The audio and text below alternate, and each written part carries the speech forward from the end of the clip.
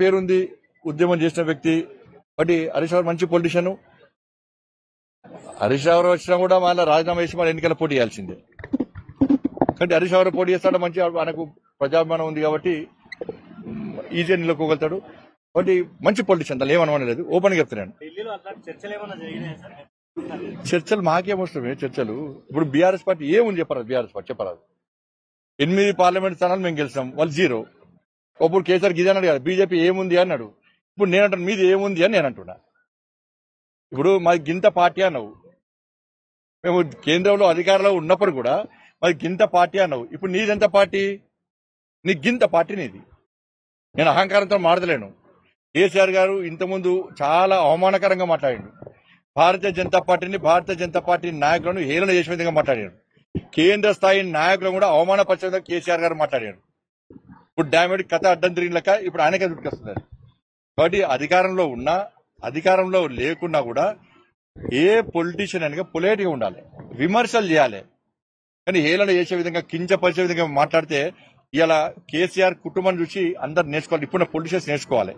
అందుకని అధికారుల పార్టీ నాయకులు కూడా చెప్తున్నాను, మీరు అహంకారంతో గతంలో బీఆర్ఎస్ పార్టీ ఏ విధంగా వివరించిందో అట్నే వివరిస్తే మీ కూడా బీఆర్ఎస్ పార్టీ కొట్టే గతం మీకు కొడుతుంది. దాన్ని గుర్తుంచుకోవాలి. పొలైట్ ఉంటాడు ఆయన.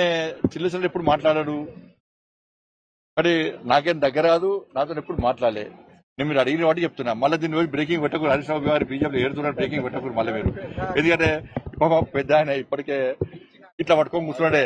ఎవరు పెద్ద మనిషి.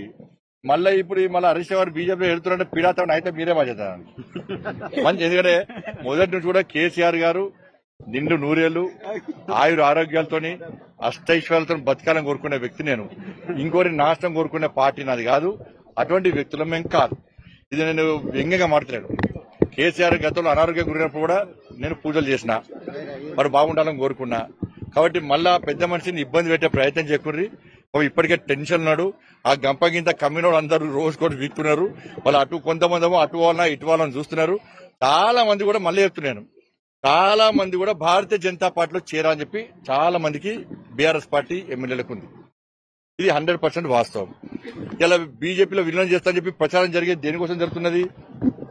వాళ్ళ పార్టీ శాసనసభ్యులందరూ కూడా మనం బీఆర్ఎస్ లో పోదాం, నరేంద్ర మోడీ గారి నాయకత్వాన్ని బలపరుద్దాం, ఈ తెలంగాణ రాష్ట్రానికి నిధులకు తీసుకొద్దాం, కాంగ్రెస్ పార్టీ మీద ప్రజలు వ్యతిరేకత ఉన్నది అని చాలా మంది బీఆర్ఎస్ పార్టీ శాసనసభ్యులు అందరూ కూడా వాళ్ళు చూస్తున్నారు. నేను మళ్ళీ చెప్తున్నా, బీజేపీలో చేరితే నేను చేరాలని ఎవరు అంటలేను.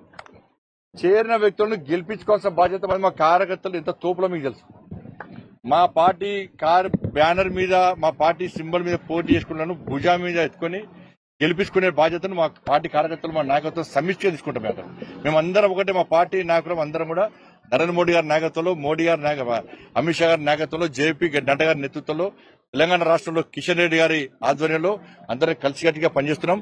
మీరు న్యాయంగా ఆలోచించండి, మంచి ఆలోచన ఆలోచించండి. ప్రజల మనసులో పడ మోడీ గారు ఉన్నారు కాబట్టి ఆలోచించేందుకు కోరుతా ఉన్నాను.